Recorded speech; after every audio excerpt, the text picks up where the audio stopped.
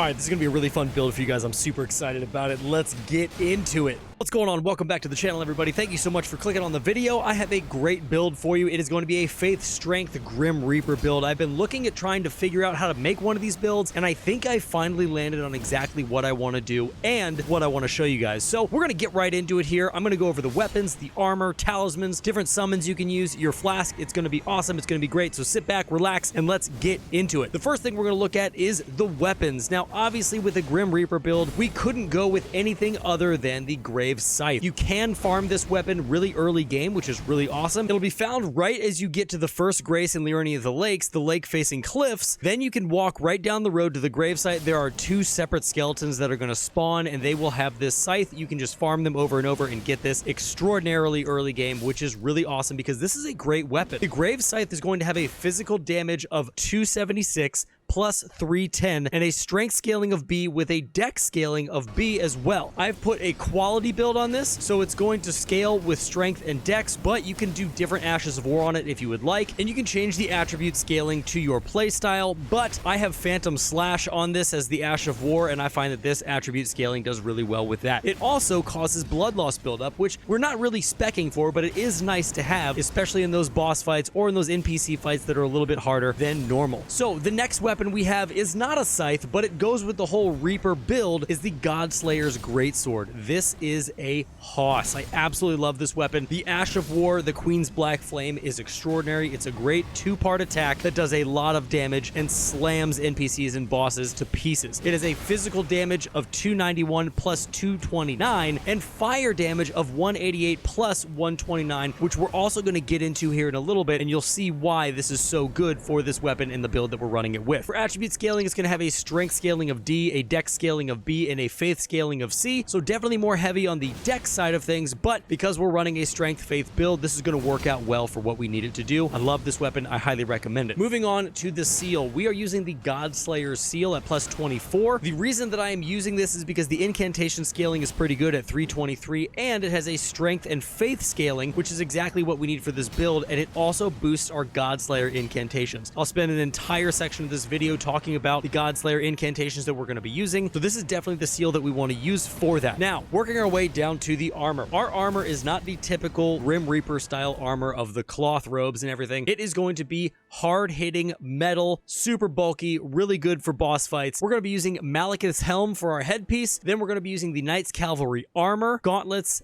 and the greaves just to kind of match the whole aesthetic. I find that this looks really awesome. It is a different take on a Grim Reaper, someone who's seen battle, somebody who definitely has been around for a long time. So that's the armor we chose. With this armor, you get poise of 53, which is decent enough without getting you too beat up in boss fights and NPC engagements in Elden Ring. Now, the really important part, we are going to be looking at the talismans. The first talisman that we are going to be looking at is the Shard of Alexander. This is going to greatly boost the attack power of your skills, and in fact, it's going to give you a 15% damage boost to your skills. So that's Ash of Wars, anything along those lines are going to be stronger, which is definitely why we want to use the Shard of Alexander. Moving on to our number 2 talisman, it's going to be the Phlox Canvas talisman. I love this talisman on faith builds because it greatly raises the potency of your incantation. Your incantations are going to get an 8% damage increase, so any increase to incantations is always going to be good, especially when we're going to be using a lot of them like we are in this build. Moving on to our number 3 talisman, we are going to be using the Dragon Crest Great Shield talisman. I love this talisman. You've seen it in many of my builds before. I get hit a lot in Elden Ring, and it's really, really nice to have that damage negation when it comes to end game content, especially on New Game Plus 7 like I am currently on. But this is going to enormously boost physical damage negation, so you're going to take 20% less damage from bosses and NPCs than you would if you weren't using this. Definitely a great quality of life talisman, and it's going to allow you to stay alive for longer. Now, for our 4th and final talisman, we are using the Fire Scorpion Charm. This is going to raise your fire attack, but it's going to lower your damage negation. So what does that mean? Your fire attack damage is going to be raised by 12%, but your physical damage taken is going to be increased by 10. So that is another reason why we chose the Dragon Crest Great Shield Talisman, is just to mitigate some of that damage that we're getting, especially with using this Scorpion Charm. The reason that we want all of our fire damage to be boosted is because all of our incantations are fire damage. And if we're having our incantation damage boosted and our fire damage boosted, it's just going to be HP overall, a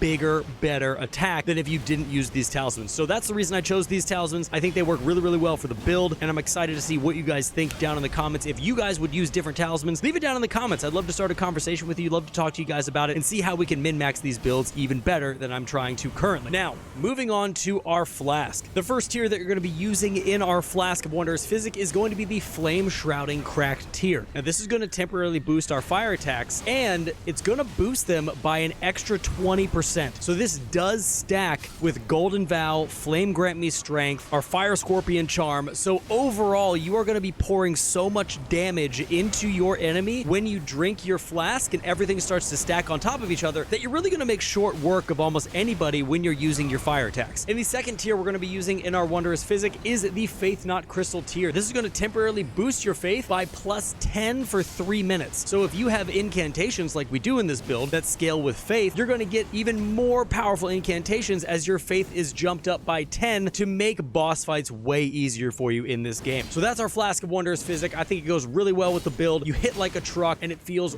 really, really great when everything is proccing and going off at the same time. And guys, I know I mentioned that I am in New Game +7, but I will have a breakdown of this build for level 50, 100, and 150 at the end of the video. So make sure to stay tuned for that because that is coming at the end of the video, and I will also be showing you my exact stats that I am currently using on this New Game +7 run. So the next thing I want to look at real quick is our incantation lineup, because we have a few that we're going to be using here. All of them are going to be Black Flame incantations just to go with the Grim Reaper build that we're putting together. But the first incantation that we're using is Golden Vow. This is a fantastic buff spell. It's going to give you plus 15% damage, and all damage negation is going to be plus 10%, so you're going to take 10% less damage, and overall it's a great quality of life spell. Now, moving on to our second buff spell, it's going to be Flame Grant Me Strength. This is going to raise your physical damage and fire affinity attack power. So what that means is you are going to get a physical damage buff of 20% and fire damage plus 20% as well. And guess what? It stacks with every other thing that boosts our fire damage. So the long and short of it is you are going to wreck house with your fire damage. It is going to be so much fun. So moving on to our first offensive incantation, it's just the regular Black Flame. This is going to throw a ball of raging fire at your target. It's a normal fireball spell. It's a quick cast, throw it off, and then you can move about, get in, get out, do what you need to do. But this is just a nice incantation to have. If you're in a pinch, you just need to throw off some damage really, really quickly. The next incantation we're using is Scourging Black Flame. This is going to sweep the area before the caster with a Black Flame. This is a wide area of effect damage that does a lot of damage to bosses and NPCs. It can be charged. The longer you charge it, the more damage you will do with it. It's a great spell, and I love using this one. Moving on to our third offensive spell is Black Flame Ritual. This is great because you can just put a circle of Black Flame pillars around you, and people just walk into it while you're hitting them. You do extra fire damage. It purges the entire area with fire around you. It's a solid spell. It really goes well with the whole RP of the Grim Reaper build we have here. Next, we're using Noble Presence. Basically, this is just going to explode a shockwave out all around you, knocking enemies over, hitting them, staggering them, all that jazz. This is great if you're in a bind and need to get out quickly. Definitely Noble Presence is great, and it also is chargeable, so you can do more damage with the longer you charge it. And finally, our last incantation is Black Flame Blade. This is going to enchant your right-hand armament with Black Flame. And like I said,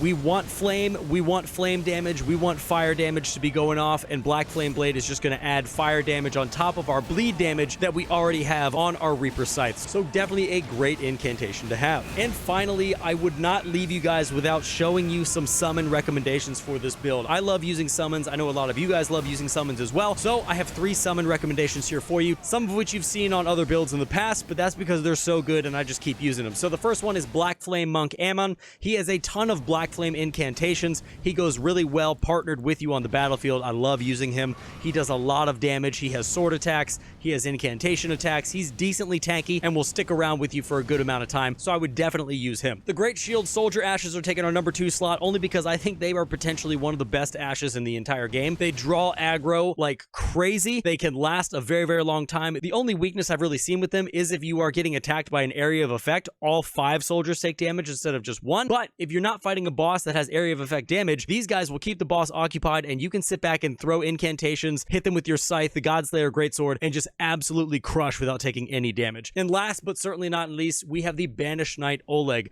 Oleg is phenomenal. He's a great summon, I highly recommend him always in any build, in any playthrough that you're doing. Oleg is always a summon that's going to sit right by you and just wreck house. I can't say enough good things about him. He was in the top tiers of one of my summon videos I just did very recently. Go check that one out if you haven't seen it yet, if you want to see the rest of the summons I think that are awesome. But this is the third summon I would definitely recommend for this build. And guys, that's going to be it for the Reaper video. I hope you guys enjoyed it. I am going to leave the stats on the screen right now so you guys can see what exactly you're going to need for level 50, 100, and 150. And then I will also show you my stats on the screen right now, just so you can see my current stats and what I'm rocking and what I'm using on New Game Plus 7. So thank you guys so much for sticking around to the end of the video. If you are not subscribed, go ahead and hit that subscribe button. It means a ton. We've gained 3,000 subscribers in 3 months. It's been absolutely insane. So I appreciate you guys so much. I will see you guys very, very soon for some Tears of the Kingdom content that is coming to the channel. So make sure to keep an eye out for that. I'll still be making Elden Ring content, but that's also going to be coming to the channel. So once again, appreciate you guys. And until next time, stay safe,